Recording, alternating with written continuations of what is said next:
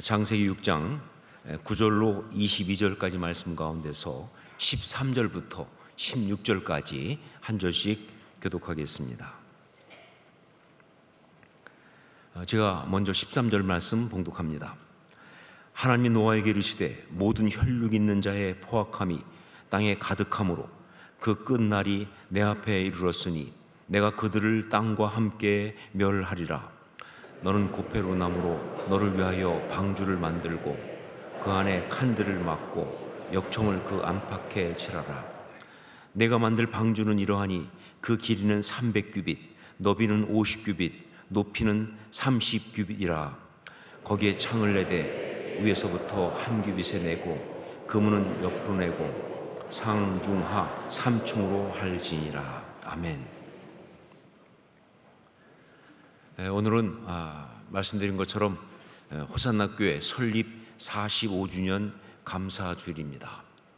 그래서 비록 지금 주일마다 창세기 강해 설교를 하고 있지만 그러나 오늘만큼은 교회에 대한 설교를 해야 한다 하는 그런 갈등을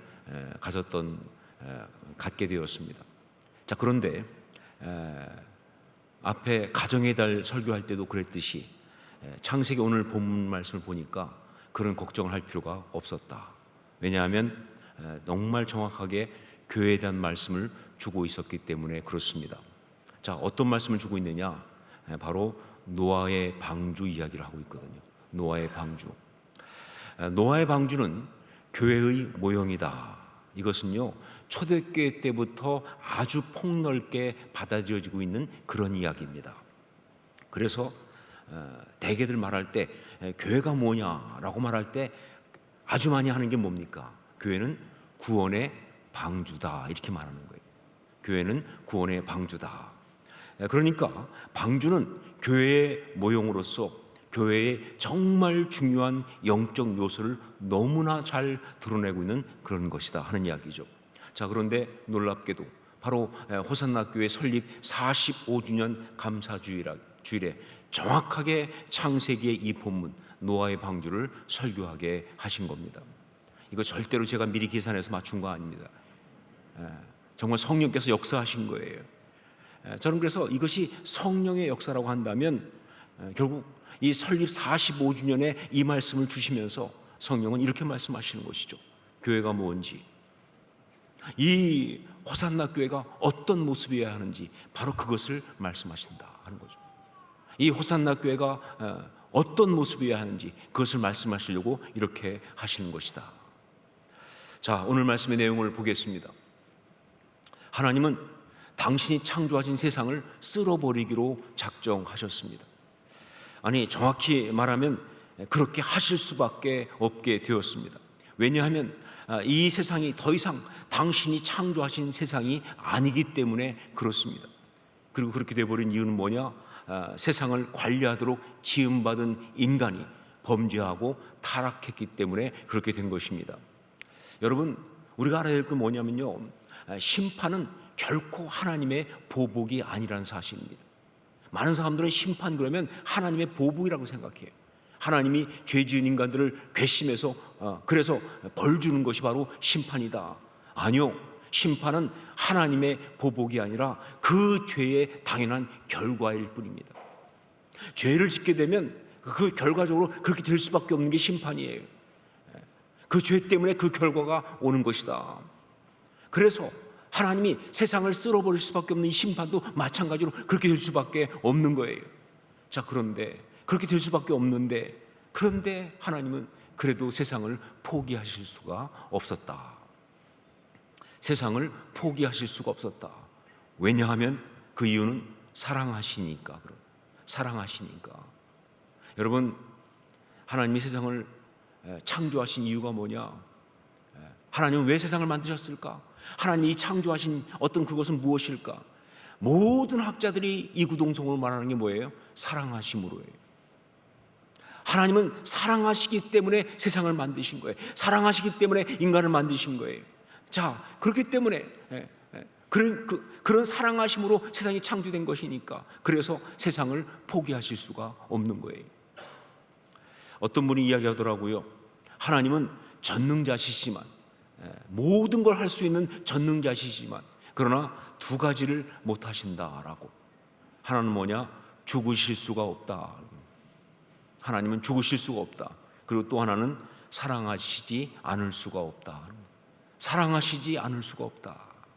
바로 그래서 하나님은 이 쓸어버리는 심판 가운데도 세상을 포기하실 수가 없는 거예요.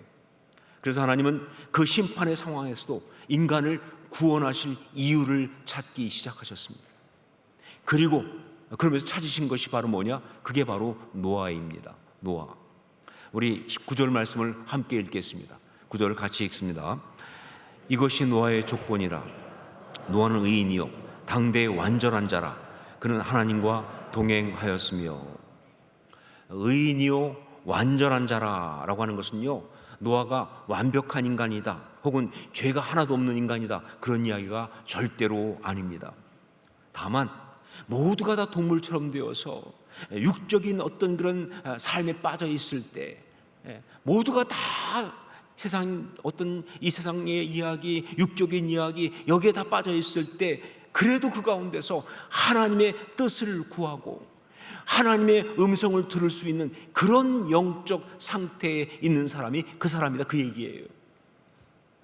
모두가 다 지금 자기야 현실적인 것, 먹고 사는 것, 이 육신적인 것 여기에 빠져 있을 때 그 가운데서 그래도 하나님의 뜻을 구하고 하나님의 음성을 들을 수 있는 그런 영적 상태에 있는 사람이 노아다, 그런 이야기죠. 즉 무슨 얘기냐? 하나님과의 관계가 열려있는 사람이다, 그 뜻이에요. 하나님과 관계가 다 닫혔습니다. 그런데 하나님과 관계가 열려있는 사람이다. 그래서 하나님과 동행할 수 있는 그런 사람이다, 그런 이야기입니다. 하나님과 동행할 수 있는 그런 사람. 한마디로 말하면 뭡니까? 신앙인이에요. 그 불신의 세상 속에서 그래도 믿음을 가진 신앙인이 바로 노아였다, 그런 이야기입니다.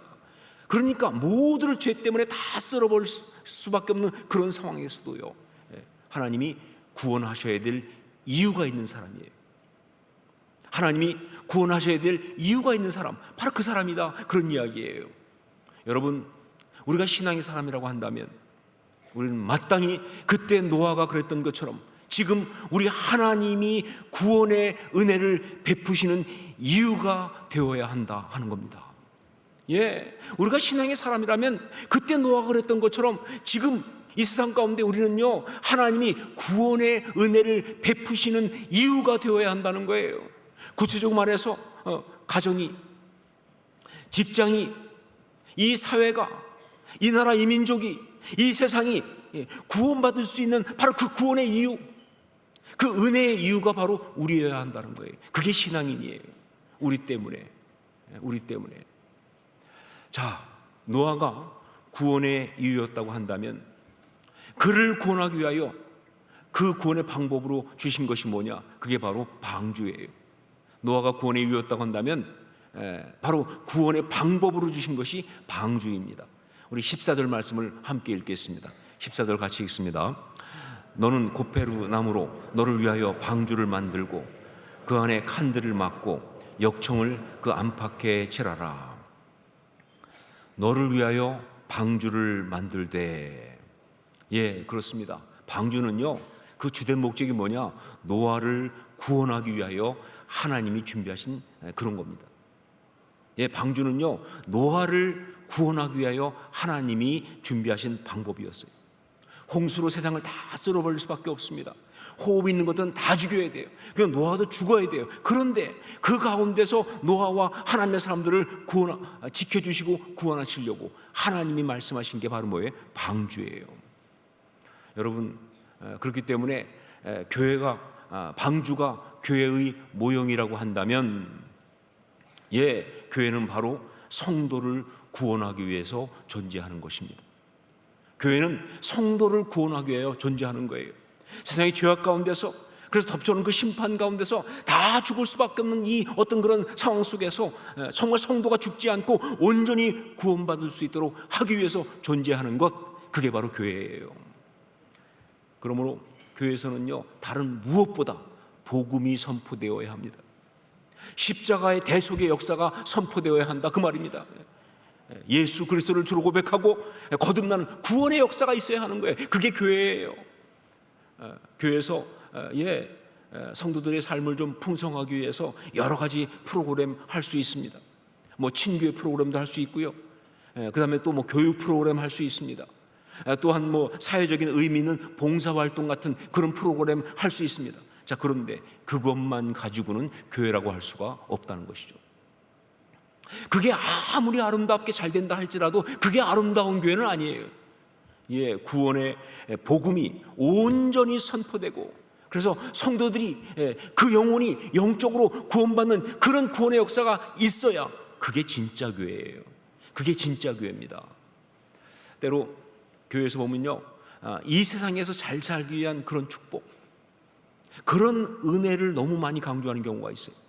그러니까 뭐 물질 축복을 받았다든가, 자녀가 잘 되는 것이라든가, 혹은 병든 몸에서 고침받는 그런 것이라든가, 세상의 명예를 얻는 것 등등, 이런 것들을 말하면서 정말 세상에서 축복받는 그걸 위해 기도하고 거기에 응답받은 그것을 은혜받은 것이라고, 그게 신앙생활 하는 것이라고 그렇게 말하는 경우가 있습니다.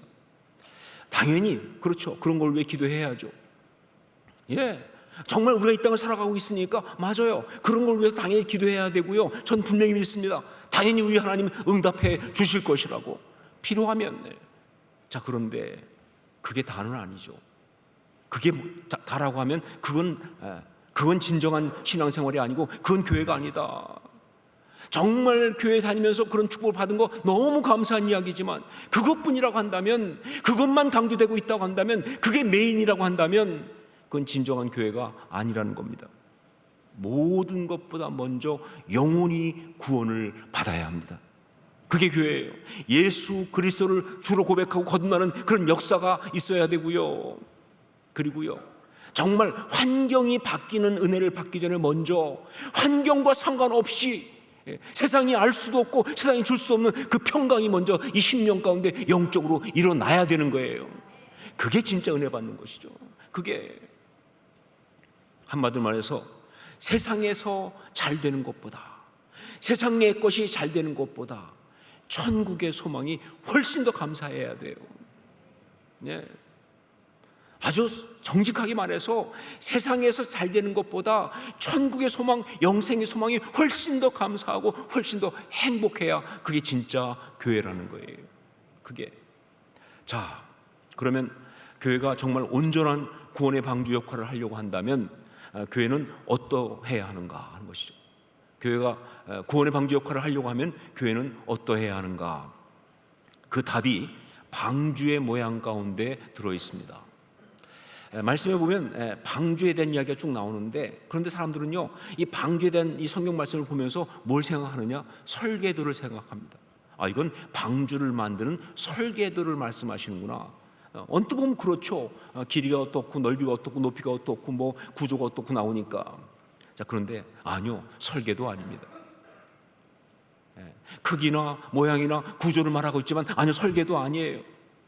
성경은 방주를 짓는 설계도를 말씀하시는 것이 아니라, 그것이 영적인 글이기 때문에, 영적인 말씀이기 때문에 바로 그 속에 들어가 있는 영적 요소를 말씀하십니다. 영적 메시지를 지금 말씀하고 있는 거예요. 근데 그게 굉장히 중요해요. 왜냐하면요, 그게 바로 교회를 교회되게 하는 거거든요. 그게 교회가 정말 진짜 교회가 되게 하는 정말 중요한 그런 메시지이기 때문에 그렇습니다. 그것이 바로 방주가 교회의 모형이라는 그런 뜻이에요. 자, 어떤 것이냐? 뭐 자세히 들어가면요, 여러 가지가 있죠. 그런데 대표적인 것 세 가지를 나누기 원합니다. 첫 번째로 뭐냐? 물이 침범하지 못하도록 해야 한다 하는 것입니다. 첫 번째는 물이 침범하지 못하도록 해야 한다. 우리 14절 말씀을 함께 다시 한번 같이 읽겠습니다.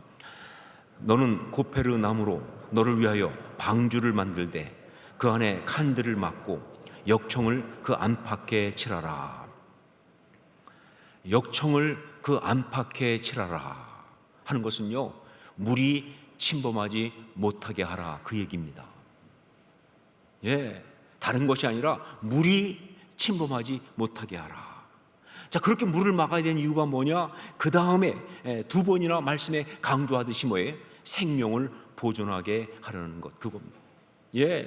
말씀드렸죠. 방주는 구원하기 위해서 있다고요. 그러니까 생명을 보존하게 하려고 바로 물이 침범하지 못하게 하라 하는 겁니다. 그렇습니다. 방주의 가장 중요한 기능은요, 물이 침범하지 못하게 하는 것, 그거예요. 그래서 생명을 지켜내는 것, 그겁니다. 아무리 잘 만들었어도요, 물이 새 들어오면 그건 의미가 없어요. 아무리 기가 막히게 딴 게 훌륭해도요, 물이 스며들고 그 물이 들어와서 결국은 물 가운데 가라앉아 버린다면 그건 아무 의미가 없는 거예요. 자, 여러분, 이것이 교회의 어떤 모습, 교회의 어떤 요소를 말하는지 아마 여러분 다 이미 알고 있을 거예요. 제가 말씀드리지 않아도 다 지금 깨달을 거예요. 그렇습니다. 교회는요, 세상이 교회 안으로 밀고 들어오는 것을 막아낼 수 있어야 교회예요. 교회는 세상이, 죄악이 교회 안으로 밀고 들어오는 것을 막아낼 수 있어야 그게 교회예요. 마치 홍수 가운데 떠 있는 방주처럼 말이죠. 교회는 이 세상 가운데 있을 수밖에 없습니다. 따로 어디 있는 게 아니에요. 세상 가운데 있을 수밖에 없어요. 물 가운데 있을 수밖에 없어요. 그런데 그 물 가운데 있으나, 세상 가운데 있으나 세상이 교회 안으로 밀고 들어오면 안 돼요. 세상이 교회 안으로 밀고 들어온 걸 막아낼 수 있어야 한다, 그 말입니다. 분명한 영적 진리를 가지고, 그 복음의 능력을 가지고, 정말 그 영적인 어떤 그런 하나님 말씀의 그 능력을 가지고 그 모든 것들을 막아내야 돼요. 그러니까 교회는요, 진짜 교회는 세상이 교회 안으로 들어왔다가 정말 너무 무의미해져야 합니다. 정말 그 자체가 초라해져야 돼요. 굉장히 중요한 줄 알고 교회 갖고 다니는데 교회는 아무것도 아닌 거예요. 그게 교회에서 힘을 쓰면 안 돼요. 그것이 세상에, 그것이 교회 안에 세력을 얻으면 안 되는 거예요. 정말 무력해져야 되는 거예요. 우스워져야 되는 거예요. 그게 교회인 거예요. 그걸 막아내야 돼요. 이 시대 교회를 보면서 정말 안타까운 게 뭐냐, 교회 안으로 물이 너무나 많이 스며들고 있다는 거예요. 이 시대 교회를 보면서 너무나 속상한 것은 교회 안으로 물이 너무나 많이 스며들고 있어요. 세상이 그대로 교회 안으로 밀고 들어오고 있어요. 그래서 그러다 보니까 이것이 교회인지 이게 세상인지 구별이 안 가는 거예요. 아니, 어떤 경우는요, 세상보다 더 심할 수가 있어요. 교회 안이. 제가 인터넷을 이렇게 보면서 글들을 보다가 거기 그 배원석 목사님이라고 아는 목사님이 올린 글이 있더라고요. 애나보에서 목회하는 제가 아는 분인데, 그래서 그걸 보게 됐는데 거기에 그 쓰신 것 중에 굉장히 저한테 정말 도전이 되는 것이 있어서 여러분에게 소개하려고 합니다. 거기 보니까 이제 미국에서 있었던 한 이야기를 썼어요. 어느 도시에 한인들이, 그 도시에 있는 한인들이 버스를 타고 단체 관광을 가게 되었습니다. 보통 이제 단체 관광하니까 가다가 그만 그 버스 안에서 싸움이 일어났어요. 뭐 싸움이 일어난 이유가 뻔하죠. 내가 잘났다는 거 아니겠어요? 내가 맞다는 거 아니겠어요? 다들 뭐예요? 싸우는 이유는 내가 잘났다, 내가 맞다, 이래가지고 싸우는 거 아니에요? 그래가지고 막 싸우면서 막 이렇게 시끄러워지니까 그때 그 중에 한 사람이 그들을 뜯어 말리면서 했다는 말이 뭐냐? 그게 바로, 아니, 여기가 교회도 아닌데 왜 싸워?